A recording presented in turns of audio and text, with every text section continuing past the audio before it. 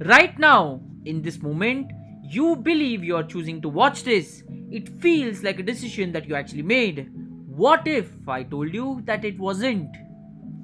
If you want to feel good about your choices today, leave right now. If you want to understand what is actually making them, stay. Because what I'm about to show you does not go away once you see it. And the people who actually go on to see it make fundamentally different decisions than everyone else.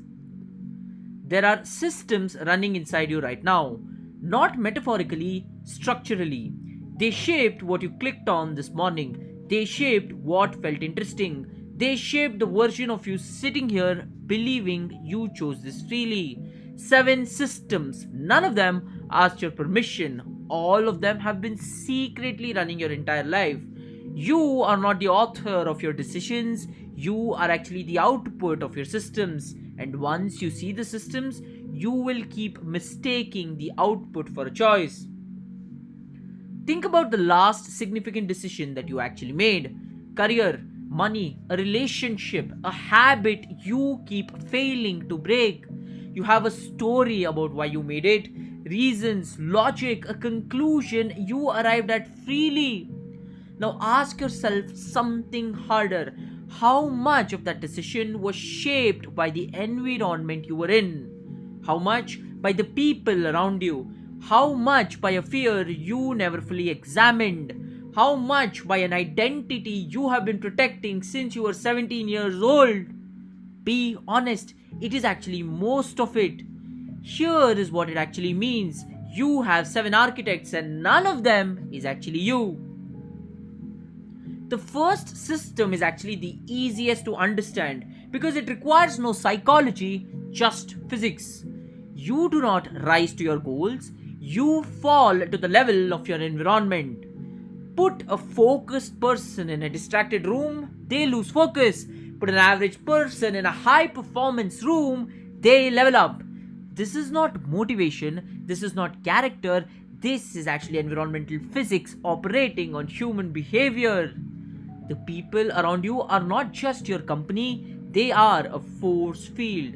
And you did not choose most of them. Your family chose them, your school chose them, your income brackets chose them. The environment was actually set before you arrived, and you have been responding to it ever since, calling those responses your full personality. That, ladies and gentlemen, is a thought on the surface level because it is just going to get deeper. The second system is older than language. Before you had opinions, you had a family. Before you had values, you had a culture. Before you had beliefs, you had a school, a religion, a neighborhood, a set of people who showed you what the world was and how it actually worked. You did not choose any of that, you were actually inserted into it by birth. And the belief that feel like mostly yours, most fundamental, most non-negotiable, most you, they are actually always the ones that were installed the earliest. Not chosen, installed. The difference between those two words is the difference between a free person and a programmed one. It is just going to get deeper from here. Because the third system is the newest, and it is by far one of the most aggressive systems that one has ever built. Every platform you use is running a model of you. Not a rough model, a precise one. It knows what makes you stop scrolling, what makes you feel outraged, what makes you feel validated, what pulls you back tomorrow, and it actually feeds you exactly that, not randomly, precisely. Here is the line that should make you genuinely uncomfortable. The algorithm running on your phone right now has a more accurate psychological model of you than anyone who actually loves you. The thoughts you've had today about what is possible, about who you are, about what you deserve, were shaped by what a machine decided to show you. Not randomly, but based on a very precise model of your psychology that you never fully consented to and you cannot fully absolutely see. It still gets deeper. The fourth system explains almost everything that logic and intention cannot fully explain. People do not do what is right. People do not do what they said they will do. People do not even do what they believe. People do what they are rewarded for. Always. The doctor who prescribes more is paid more. The politician who performs outrage gets more coverage. The employee who looks busy is promoted over the one who's effective but invisible. Now, ladies and gentlemen, bring that thought inward. What does your environment actually reward? Not in theory, in practice. What does your social circle reward you for? What does your family reward you for? What behavior in your specific world generates approval, status, safety? Because that is what you're doing, whether you have decided it or not. 4 systems in, and actually want you to notice something. Not one of these systems required your permission. Not one of them needed you to agree. Not one of them asked you if you were ready. They simply ran. And here is what it actually means. The version of you making decisions right now is not a free agent reasoning from first principles. It is the accumulated output of 4 systems running simultaneously below your conscious awareness. And we have only started, because the next 3 systems go somewhere the past 4 systems don't actually go. They don't shape who you are, they shape who you think you are. Let me show you. The 5th system is the one everyone talks about and almost everyone explains wrong. Listen to this carefully. A habit is not a routine. A habit is a decision you made at some point in the past and then automated. Which means you are not living your current values. You are actually living your historical decisions on autopilot. The discipline level you have today was set by a version of you who had different sets of information, different circumstances, different pressures, different fear. That version of you is making your days, and you actually go on to call it a routine. It is something more accurate. It is a legacy running in your body without your current self's permission. The 6th system is the one that makes all others permanent. You do not act and then form identity. You form identity and then act in ways to confirm it. Read that again in your own mind. I am not disciplined. That is not a description. That, ladies and gentlemen, is a prescription. The moment you say I am not, your brain goes to work making it true. It filters out evidence that contradicts the identity. It reinforces evidence that confirm it. It makes decisions automatically that are consistent with who you are and who you've actually decided you are. And here is where it gets absolutely devastating. Most of that identity was not chosen, it was concluded from experiences you had, from failures you absorbed, from things people said about you when you were too young to push back, moments you internalized as truth before you had the tools to actually question them. You actually built a story from that evidence and called it yourself, and you've actually been living inside it, defending it, confirming it ever since. The cage was built from inside by you, from materials you were handed before you knew what you were building and what those materials can actually do. The 7th system does not announce itself. It does not say, I am fear, I am making this decision. It says, this isn't the right time. I need more information before I can actually make a decision or move. What if this doesn't work? What will people think of me? Fear does not show up as fear.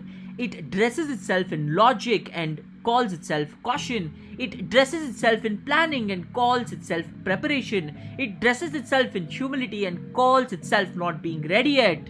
And while it is dressing itself, the decisions you needed to make is being made for you by default, by inaction, by the system that wins when you do absolutely nothing. Most of the biggest decisions in your life were not made, they were avoided, and avoidance made them, and avoidance is also a decision. 7 systems. None of them asked your permission, and look at where they live and what they do. Environment shapes what surrounds you. Conditioning installs what you believe. Algorithm creates what you see. Incentives direct what you do. Habits automate your days. Identity locks in who you are and who you think you are. Fear finalizes every decision that you actually avoided. They don't just overlap, they stack. Each one running on top of the last one. each one harder to see than the one before it. And underneath all 7 systems, the most dangerous assumption in your life, that you are not in control.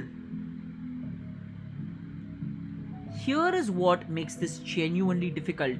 You already knew most of what I told you. You knew environments mattered. You knew your past shapes your present. You knew algorithms manipulate attention. You knew fear was behind some of your avoidance. And you still were not free from any of it. Because this is not an information problem, and it was never. Information operates at a conscious level. These systems actually operate below it in the subconscious level. You can exactly know how an algorithm hijacks attention of people and still lose 3 hours to a feed tonight. You can know that fear is making a decision and still not make the move. You can understand identity programming completely and still act in ways that confirm the old story. Knowing does not break the system, only redesigning it does. One tool I'm going to hand to you right now. 3 fundamental questions that you should be asking. Run them on any behavior you cannot seem to change. Question 1. Which system is actually driving this? Not the surface reason, the system underneath. Is this environment, identity, fear wearing the mask of logic? Name it precisely. A named system can be examined, an unnamed one runs forever. Question 2, and this is the one people skip. What am I actually protecting? Not the investment, not the habit. What is the system protecting? What identity, what story, what audiences? Be precise, because until you name what you're actually defending, you cannot decide whether it is worth defending. Question 3. If I redesigned the architecture, what would change? Not the intention, not the motivation, the architecture, the environment, the incentive, the identity statement.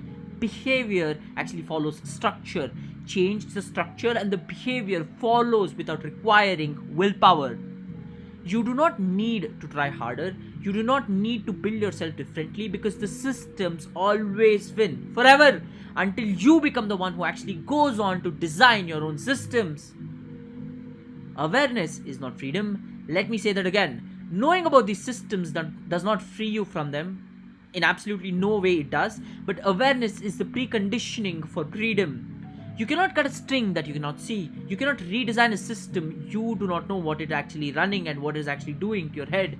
The moment you see it, you have something you did not have before. A real choice, not a guaranteed outcome, a real choice for possibly the very first time. I want to leave you with something specific, not abstract. Pick one behavior you keep trying to change and failing. One version of yourself you say you want to become, but you haven't actually become that yet. Now ask the honest question. Is that a willpower problem or is it a systems problem? Because if it is a systems problem, no amount of motivation will fix it. No amount of trying harder will fix it. No amount of discipline is absolutely going to fix the problem. You need to change the environment, examine the identity, name the fear, redesign the architect. The system always wins until you become the one who actually goes on to design it. That, ladies and gentlemen, is the power playbook. Drop the system that has been secretly running your life for the longest time in the comment section. Those are the comments that I'll actually respond to. Build from scratch. Think about what actually matters. Ladies and gentlemen, boys and girls, I will see you tomorrow.